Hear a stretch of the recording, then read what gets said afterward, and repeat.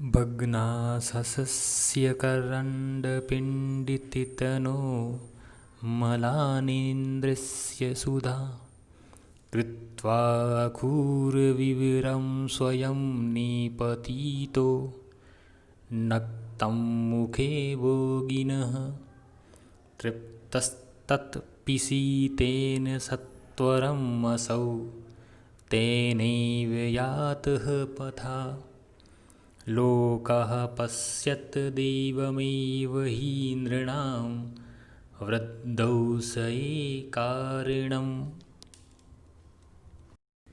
प्रस्तुत श्लोक में महाकवि भर्तृहरि भाग्य को ही उन्नति तथा अवनति का कारण बताते हुए कहते हैं कि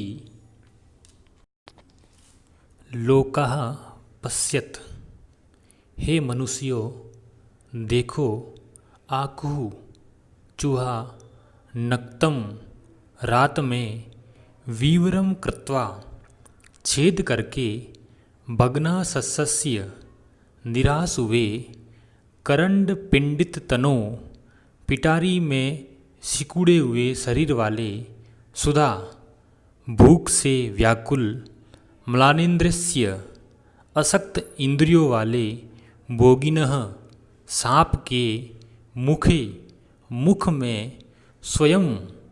स्वयं ही निपतितः गिर पड़ा। असौ यह सांप तत्पिशीतेन चूहे के मांस से तृप्त होकर तेन एव पथा उसी मार्ग से सत्वरम शीघ्र ही यातः निकल गया ही, क्योंकि देवम भाग्य ही नृणाम मनुष्यों की वृद्धौ समृद्धि एवं सही विनाश का कारण होता है। इस श्लोक का अनुवाद है, हे मनुष्यों देखो, चूहा रात में छेद करके निराश पिटारी में सिकुड़े हुए शरीर वाले भूख से व्याकुल अशक्त इंद्रियों वाले सांप के मुख में स्वयं गिर पड़ा। यह सांप भी चूहे के मांस से तृप्त होकर उसी मार्ग से शीघ्र निकल गया। निश्चित रूप से भाग्य ही मनुष्यों की समृद्धि एवं विनाश का कारण होता है। महाकवि भर्तृहरि इस श्लोक के माध्यम से कहते हैं कि इस संसार में मानवों की उन्नति एवं अवनति का कारण भाग्य ही है।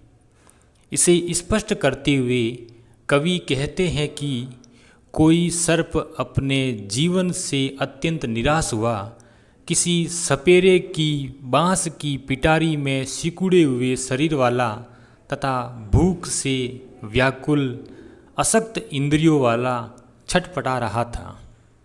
सर्प की पुनः स्वतंत्र होने की सभी आशाएं नष्ट हो गई थी, परंतु एक चूहा दांतों से उस पिटारी में छेद करके स्वयं सर्प के मुख में पड़ गया। उस सर्प ने चूहे को खा लिया, जिससे उसकी भूख शांत हो गई, साथ ही उसके भोजन से शरीर में शक्ति भी आ गई। फिर वह सर्प चूहे द्वारा बनाए गए मार्ग से शीघ्र बाहर निकल गया। अतः यह निश्चित है कि इसी प्रकार मनुष्यों की उन्नति तथा अवनति का कारण भाग्य ही होता है।